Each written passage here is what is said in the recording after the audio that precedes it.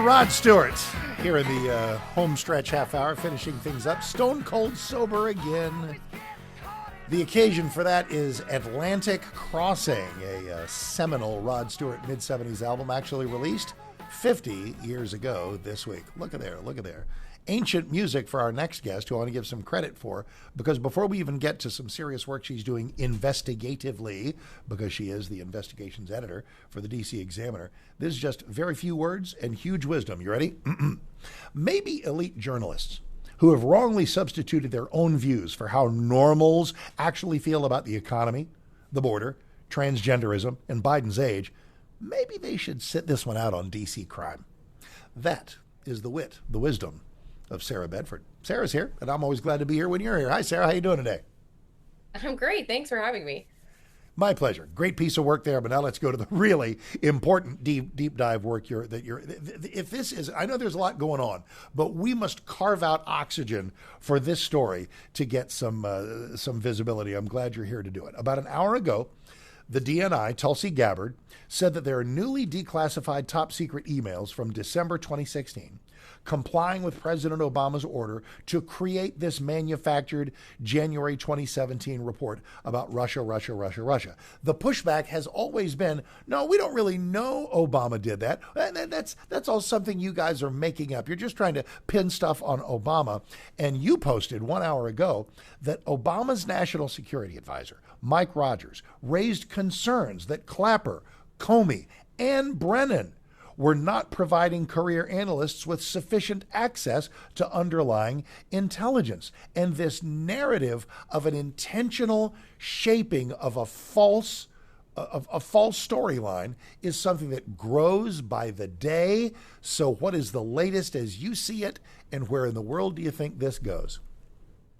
Well, Gabbard released 2 emails today that are actually pretty damning, especially of Clapper, Brennan, and Comey. And Rogers is the one who sort of comes out looking cleanest in these documents. But basically, you have the NSA director under Obama raising concerns. Look, you guys are rushing this. My guys haven't even seen the underlying intelligence, and you're pressuring us to make a really consequential conclusion about Putin's intentions in meddling in the election and trying to help Trump win that we just haven't seen any evidence for.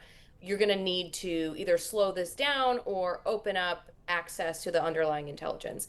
And Clapper responds and says, we may have to compromise on our normal procedures. And those are Clapper's words, but this needs to be a team effort. So there was so much pressure coming from the most partisan of the leaders to reach a premeditated conclusion.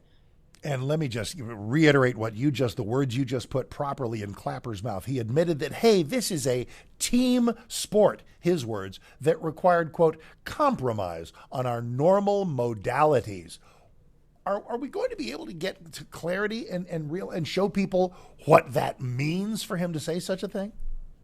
Well, we're already starting to see that. And I think here is one way that the mainstream, the corporate media, what have you, is obscuring what we're finding out.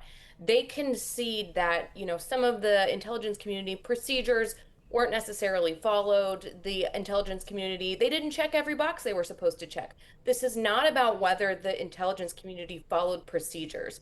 What we're now learning is that it looks like these intel officials didn't follow procedures because they intended to reach a false conclusion implicating Trump and Putin in some sort of conspiracy.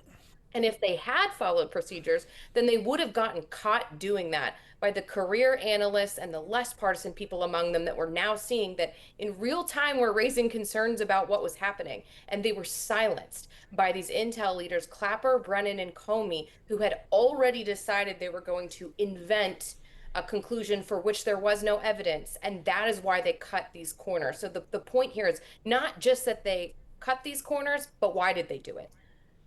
Last thing, I don't pretend there's going to be curiosity on this from ABC, CBS, NBC, but sometimes things become so big that even they can't ignore it. Is this one of those things?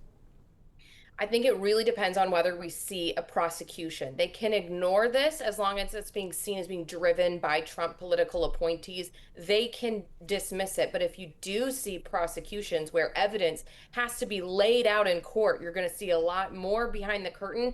And at that point, the media wouldn't be able to ignore it. Sarah C. Bedford. That's the X handle. Always great, Sarah. Thank you very, very much for your